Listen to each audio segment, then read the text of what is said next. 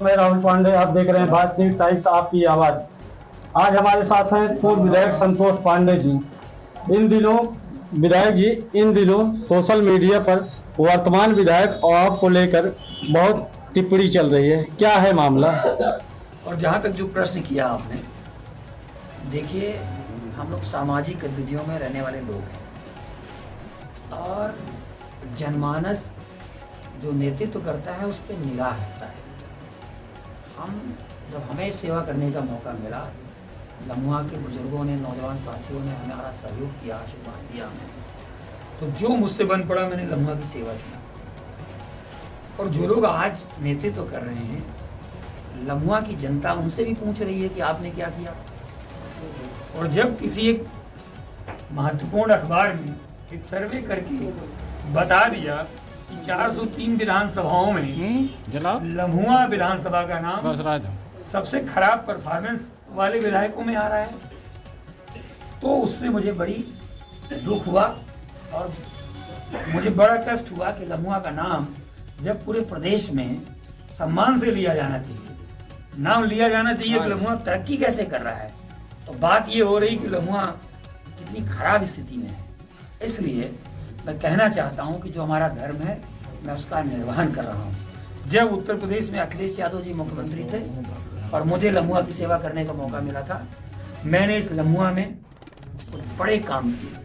आपको याद हो, मैंने चांदा में ITI बनाई, लम्हुआ में महिला अस्पताल बनाया, मैंने तहसील बनाई, मॉडल स्कूल बनाया, पॉलिटेक्निक बनाया, पावर स्टेशन बनाए, ब्रिजेस बनाए और न जाने कितनी सड़कें बनाई। लेकिन आज आप देख लीजिए, 2012 में एक एक्सप्रेसवे बनना शुरू हुआ था, आज तक नहीं बन पाया, जबकि प्रधानमंत्री के क्षेत्र को सड़क जोड़ रही है लखनऊ से बनारस। क्यों नहीं बन पा रहा है सड़क? आखिर कोई कौन जवाब दे? आप यहाँ बैठे हो, आप डबल इंजन की बात करते हो, आपका दोनों इंजन टकरा रहा है, जैसे हमारे राष्ट्रीय अध्यक्ष कहते हैं। वैसे लम्हुआ में भी ये स्थिति है कि आज इस लम्हुआ के लोगों के बीच में मैं जब देता हूँ, जाता हूँ, बात करता हूँ, तो लोग ही कहते हैं भैया ऐसा लगता ही नहीं यहाँ कोई जनप्रतिनिधि है। इस दुर्दशा में लम्हुआ है, लेकिन लम्हुआ की महान जनता फिर मौका देगी, आशीर्वाद देगी, तो मैं लम्हुआ का फिर से नाम बढ़ाऊंगा, लम्हुआ का विकास करूंगा, लम्हुआ के सुख दुख में अपने लोगों के बीच में भागीदारी बढ़ाऊंगा और अपने लोगों के लिए किसी भी हद तक मुझे जाना पड़ेगा, किसी भी क्षेत्र में, तो हम पीछे हटेंगे नहीं। ये वर्तमान विधायक की तरफ से एक बयान ट्रोल हो रहा है कि आपके ही गांव के एक गणमान्य व्यक्ति को मिले और कुछ कहा, संतोषवा ने करवाया, हमारे ऊपर मुकदमा करवाया, आप उस पर प्रतिक्रिया दे रहे हैं, क्या है पूरा? देखिए, वो मैंने कहा कि वो बुजुर्ग आदमी है और मुझे लगता है कि जब आदमी इस उम्र में पड़ाव में आ जाता है तो उसको कुछ कहने सुनने की स्थिति नहीं रह जाती। हमारे समाज में सिखाया जाता है और विशेष रूप से हम ब्राह्मण के बेटे हैं, हमारे रग रग में ये है कि अपने बुजुर्गों का हम सम्मान करते हैं और हम लोग महिलाओं का, बच्चों का और बुजुर्गों का कहा कोई भी चीज़ का बुरा नहीं मानते। अब उनका संस्कार है, वो जो बोल रहे हैं वो बोलें। अगर उनको यही सिखाया गया है और वो प्रतिनिधि रहे हैं, अगर कोई भाषा अच्छी लग रही तो वो भाषा उनको मुबारक। लेकिन मैं अपनी बात करता हूँ, मैं केवल ये कहता हूँ उनको जवाब देना चाहिए कि लम्हुआ की जनता के लिए उन्होंने क्या किया। ये दाएं बाएं करने से कुछ नहीं होता। आपकी जिम्मेदारी ये है कि लम्हुआ का आप नाम कितना बढ़ा रहे हो, तरक्की कितनी कर रहे हो, विकास कितना कर रहे हो, लोगों के सुख दुख में भागीदारी क्या कर रहे हो। मैं पूछना चाहता हूं उनसे आपके माध्यम से, यही बगल में एक इतनी बड़ी घटना हुई, स्वर्गीय अमरजीत यादव, ठीक है वो समाजवादी पार्टी का कार्यकर्ता था, लेकिन मैं कहना चाहता हूँ संवेदना मर गई लोगों की। वो जा रहा था, ये होली मिलन समारोह था लम्हुआ चांदा ब्लॉक में, वहीं जा भी रहा था वो, लेकिन वहां पे बड़े बड़े लोग, विधायक, MLC, तमाम पदाधिकारी लोग वहां पे होली मिलन मना रहे थे और उस वर्षा कर रहे थे। इतना आंख का पानी मर गया है। इतनी बड़ी दुर्घटना होने के बाद आप विधायक सबके हैं, आप जाति देख के सुख दुख में भागीदारी करेंगे? तो मैं यही पूछना चाहता हूं कि लम्हुआ की जनता ने इसलिए थोड़ी बनाया है कि आप जाति देख के लोग सेवा करेंगे। अगर दुख पड़ा है तो अभी भी मौका है। मैं कहना चाहता हूं, जाइए उस परिवार का आंसू पहुंची, कष्ट में है वो परिवार। ऐसी बहुत सारी घटनाएं मैं गिना सकता हूँ सभी समाज में, जो आज तक इंतजार कर रहे हैं, जिनके यहाँ दुख पड़ा है और मौजूदा जनप्रतिनिधि वहाँ गया नहीं चाहते। तो मैं यही कहना चाहता हूँ, तो समय बचा है, वो जनमानस ने जिसलिए आपको चुना है वो पूरा करिए।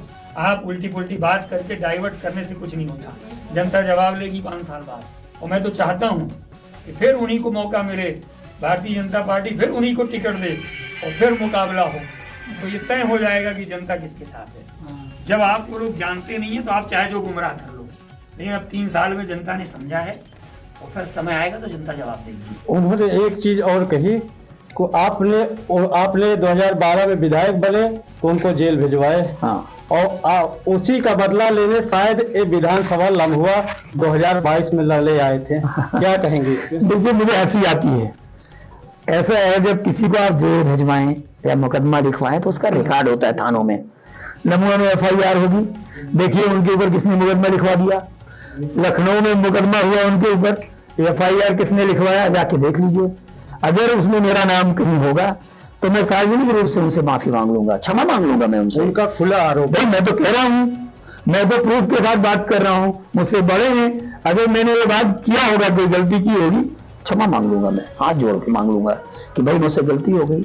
लेकिन ऐसा आरोप लगाना, ये अगर तथ्य के रूप से हो, कोई मुकदमा मैंने लिखवाया हो उनपे, कोई FIR की हो मैंने, तो आप वो FIR की कॉपी मुझे उपलब्ध करा दीजिएगा।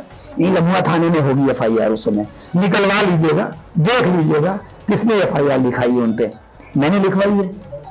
तो आरोप लगाना बहुत आसान होता है, किसी पे भी आप आरोप लगा दो। अब मैं कोई आरोप लगा दूं किसी पे, तो आरोप लगाने से नहीं होता है, जनता देख रही समझती है। और मैं इतने कहूंगा कि बुजुर्ग हैं, उनके बारे में मुझे और कुछ नहीं कहना। अभी वो हमने फेसबुक लाइव पे आगे अपने लोगों से कहा कि भाई सब लोग उनका सम्मान करो, वो सम्मान के पात्र हैं। और मैंने ये भी कहा कि अगर ज्यादा वो बीमार हो तो हम लोग अच्छे अस्पताल में, बहुत सारे डॉक्टर मेरे परिचित हैं अच्छे। अगर कोई भारतीय जनता पार्टी का कार्यकर्ता, कोई उनके परिवार का व्यक्ति, अगर उनकी मानसिक स्थिति खराब है, उनका इलाज नहीं करा पा रहे हैं, हम समाजवादी लोग, हमारी पार्टी का संगठन, सब लोग चल के अपनी गाड़ी घोड़ा से अपनी फीस से उनका इलाज कराने के लिए तैयार हैं। आप पूछ लीजिएगा उनसे हमारी बात कि अगर कहीं कोई दिक्कत है तो हम लोग तैयार हैं उनकी सेवा करने के लिए। हम लोग सम्मान से ले चलेंगे, अच्छे डॉक्टर को दिखाएंगे। विधायक जी स्वस्थ रहे, हम कामना करते हैं ईश्वर से। विधायक जी एक लास्ट सवाल, 32 लाख लोगों को मोदी सरकार ईद ही बांट रही है, आज आपके नेता को ईद मिलन के लिए जाने नहीं दिया जा रहा था। ये बात मैं कह रहा हूँ, देखिए ये गजब के लोग हैं। हम लोगों को याद है, हम लोग बचपन में, इस देश में आप इस व्यवस्था से हटके नहीं चल सकते। ये इतना गैप पैदा कर दिया इन लोगों ने अनावश्यक, जबकि अभी समाज में कहीं कोई इस तरह की कटुता नहीं है। ये तो पार्टी कटुता पैदा करने के लिए सब कर रहे हैं। मैं मानता हूं सर्व समाज के लोग, सभी जातियों धर्मों के लोग इस देश में मिलजुल कर रहते आए हैं और यही परंपरा हमारी है, यही हमको सिखाया गया है।